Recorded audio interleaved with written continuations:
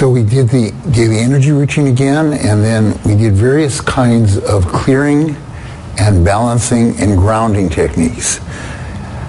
Do you have any questions?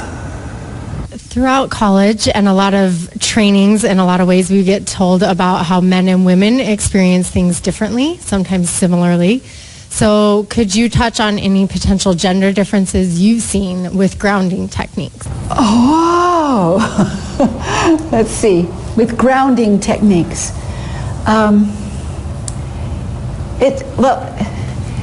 First of all, many men tend to stay more grounded than women. The energy comes up from the earth for a woman. It comes up from the earth. She brings in more yin energy that is a more female. And men, energy tends to go more down. So they often carry more power, partly because they're in that stance of on the ground, they are grounded.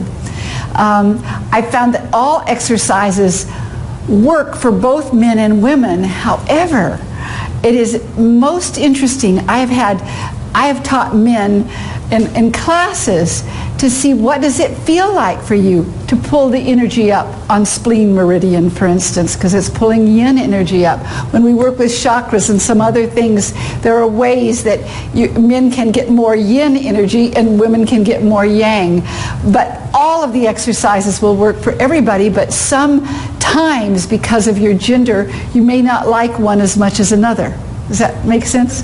Why would, if women are pulling energy up from the earth, why would women be grounded less than men? Because, let's see, that was a good question. He said, if women are pulling energy more up from the earth, why wouldn't they be more grounded?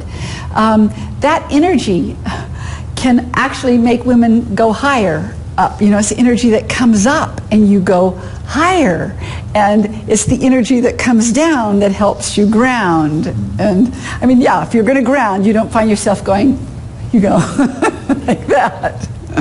Okay. Right, and men, just to be clear in case there's any confusion, both men and women do both. Yes. But men more draw from the heavens, women draw more from the earth in a kind of stereotypical way. Other questions?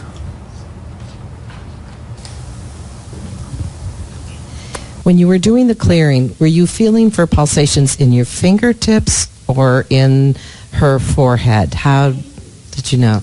All right, when I held Ellen's neurovascular points to help the blood come back up into the forebrain, what I was feeling for is her beating of the capillary beds. It's not even of the heartbeat, it's the capillary beds beat. And it's not in your fingers, it's in her head. And you can, the longer you hold, so I really recommend everybody practice this, because the longer you hold, you feel not only, and usually you don't feel the pulsing first, you feel like in Ellen, I really felt waves like this going. And you begin, I mean, you really get, I mean, it's a mesmerizing thing. It's just such a, but then eventually you feel the pulsing and it's her. It was her pulsing. And when you hold your own, by the way, often you don't pick up pulses. Most people don't pick up pulses. Every now and then somebody does, but usually you don't, because it is your own fingertips interfere, and there's an interference and you can't feel your own. But what you know if you're going to hold your own is that, oh, you feel good now, you can stop. Donna and David, if your polarity is not aligned with the Earth's polarity, what does that prevent? How is that, if my polarity is not aligned with the Earth's polarity somehow, they're not matched up, what is that hurting? What is that preventing me from having? Oh, thank you. A very good question, and I've got a lot of answers for it. So one of them is what happened to me at the last class, where, I mean, I literally began to hurt around my waist, and my feet hurt so bad.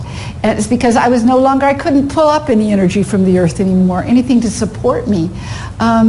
You don't feel a part of nature as much if you're not grounded. If you're not grounded, you tend to pick up other people's stuff more, if you're somebody who picks up people's stuff or their negativity, or it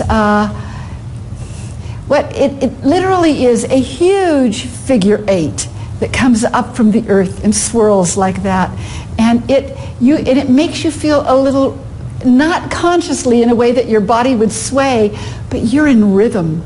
You're in rhythm. When the earth can't hold you and you can move on the earth well, you're out of your rhythm. You know, everybody was born in a rhythm or an element. It's, some cultures call it an element, others, I call it a rhythm, but it's an element, a rhythm, but it's your rhythm. And so, did that make sense? Was I clear enough? Yes, it sounds like I have difficulty actually drawing energy, helpful energy from the earth if my polarities are off. That's right. I think it's one of the reasons why a lot of people go hug a tree, because it gives you, I mean, the tree trunk will ground you too back into the earth. Okay? You're welcome. I want to say, as we're going around to you, I just want to say that to Tanya over here, we were talking about neurovasculars and how long you hold them and if you feel the pulses. Tanya, several years ago, was forgetting her dreams, and she held her points at night, and she began to remember her dreams in the morning. So one question about the homolateral. Can you muscle test yourself? I mean, or is there a way to know besides the low vitality I know you mentioned? Yeah. First, I want to say, really, the best way you can know is what this allows in you is to begin to sense into your own body and what it's trying to say to you. That's the most important thing. And energy testing is a way to get there. But eventually, you get more intuitive, your sensory systems turn on, all of that. But I'll tell you what, I don't know if it's tomorrow or the next class or the next class, whenever it is, I'm going to teach energy testing, and I'll show you how I would do that, okay? Okay, yes. So on the same topic of homolateral, so with me when I was up there, you had me look at the cross and I was strong, and then you crossed, I don't know if it was over my heart or over my stomach, and I was weak again. Does that mean that like there was something wrong with maybe like my heart or my emotional center, and if you had crossed over my stomach, that means there's something wrong with my stomach, or does it not have to do with the body part? I am so glad you asked that question. All it means is long before anything happens to you physically, it happens in your energy body. If you can handle something in your energy field, it won't happen in your physical body. And so you can start with things before things happen to you, and it just makes it a lot easier.